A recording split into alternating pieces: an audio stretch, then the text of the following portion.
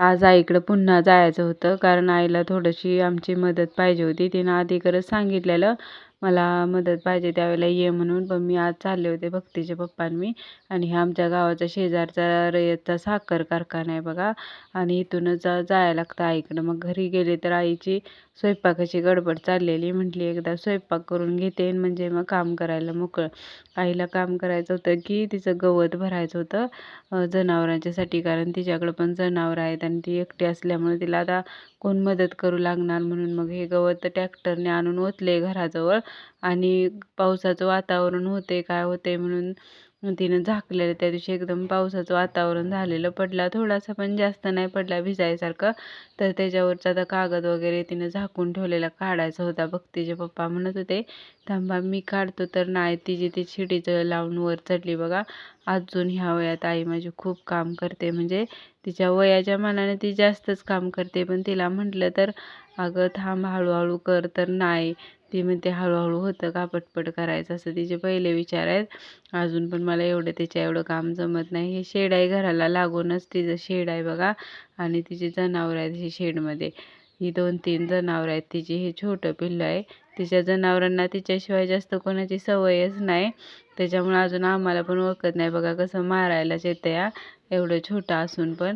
सगळीच जनावरं घाबरतात खूप, म्हणजे काही करायला गेलं का गोट्यात तर खूप घाबरतातच, कारण त्यांना सवय नाही. हा वर माळा आहे बघा, एवढा काय माळा तिने व्यवस्थित केलेला नाही, पण आपली थोडंसं लाकडं वगैरे टाकून केलं आहे, त्याच्यावर सगळं गवत रचून ठेवायचं असतं.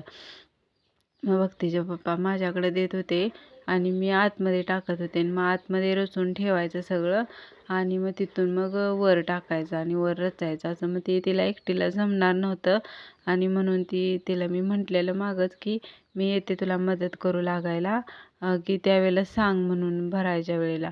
मग ती वर चढलेली, ती व्यवस्थित करत होती वर माळ्यावर.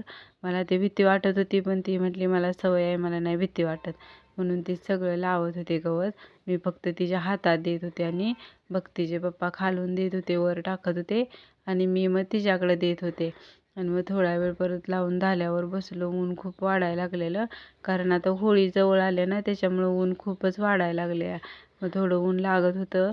मग बसलो थोडा वेळ, पाणी पिलं वगैरे. आणि मग आई म्हटली आता 5 मिनटं बसूया, आराम करा आणि मग नंतर चालू करूया. तोपर्यंत ती पाणी घेऊन आली बघा. तिला 5 मिनटं तरी दम आहे का बस म्हटलं तर नाही, लगेच आतमध्ये गेले आणि पाणी घेऊन आले.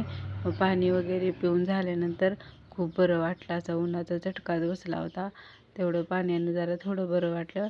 आणि मग नंतर शेंगा या तिच्या झाडाला आहेत बघा, पेरवीच्या झाडावर वेर चढला या घेवड्याचा. त्यात एवढा खटपट करून काढल्या काय विचारू नका. तिला म्हणते अगं राहू दे नको म्हणून, तर नाही म्हणली हे एवढ्या तुला का कशाला तरी होतील भाजीला, मुलांना वगैरे करशील भाजी म्हणून. आईच आहे ना शेवटी, तिचं मन असंच असतं आईचं. मग ही आमची चुलती आहे बघा, कॅमेरा बघून कशी करते माझ्याकडं कशाला म्हणून. आणि तिने त्या झाडाचे पेरू पण काढले 4 बघा. लगेचच म्हटलं तिला अगं मी काढते नंतर पेरू, तर नाही, मी आतमध्ये होते तोपर्यंत पेरूसुद्धा काढले तिनं.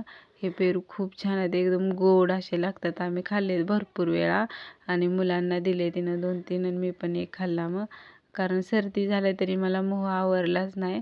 मग नंतर मग तिला म्हटलं जाते, लय कामाची घाई करू नको. आणि मग निघाले. चला बाय, भेटूया नेक्स्ट व्हिडिओमध्ये.